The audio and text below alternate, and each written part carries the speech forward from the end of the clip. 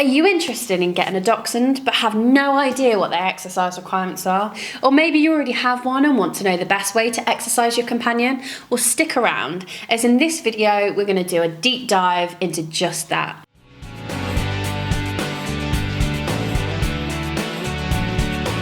The Dachshund can be something of a challenge to get them all of the exercise that they need. They're active little running dogs, but because of their backs are so fragile, it can make things a little more complicated than with some other breeds. The most important thing to remember about the Dachshund is to try and prevent them from doing too much jumping or roughhousing too much, as this can be some of the most common ways in which this breed can injure themselves. Lots of intensive running can also be a bad idea. But allowing the Doxy just to be idle and put on a lot of weight is equally as dangerous. One of the best ways to exercise this breed is by taking them out for a walk.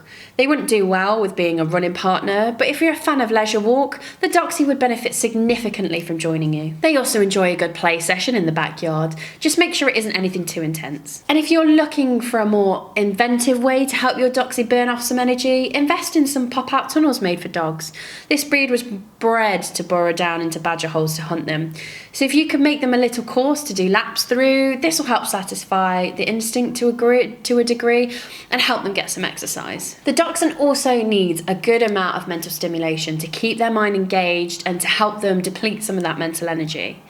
There are tons of ways to provide your dog with mental stimulation. You could provide your canine companion with a foraging mat or a puzzle ball. For both of these, you place the food in them and the dog needs to find a way to get the tasty little pieces of kibble or whatever you put inside out. If you don't want to go out and buy either of these things, you can get something close to the same result by taking a cup of kibble and spreading it out over a grassy area. This also engages the dog's nose and makes them have to sniff out the food. The Dachshund would also benefit greatly from having a little space for them to dig.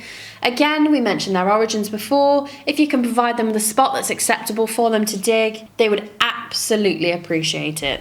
Hey guys, very quickly, I just wanted to ask, are you following us over on Instagram? If you're not, there's two accounts I would love for you to check out. The first one is our brand account, at Fenrir Canine Leaders, where you can see more about our industry leading products that we create. If you're interested in following me personally, that's at I am Will Atherton, where you can see behind the scenes of me working with some of the most extreme behaviour cases in the world and what it takes to run these kind of YouTube channels. And maybe if you just want to be able to come over and chat with me, that's the place for you. So there'll be links down in the description box for both of our Instagram pages. I'd love for you to come and check them out and hopefully we'll chat over there. If the Dachshund does not get the mental and physical stimulation they need, it can spell trouble in the way of both health and behavioural problems. Allowing the Dachshund to become obese can put too much of a strain on their backs and result in some very, very, very costly vet bills.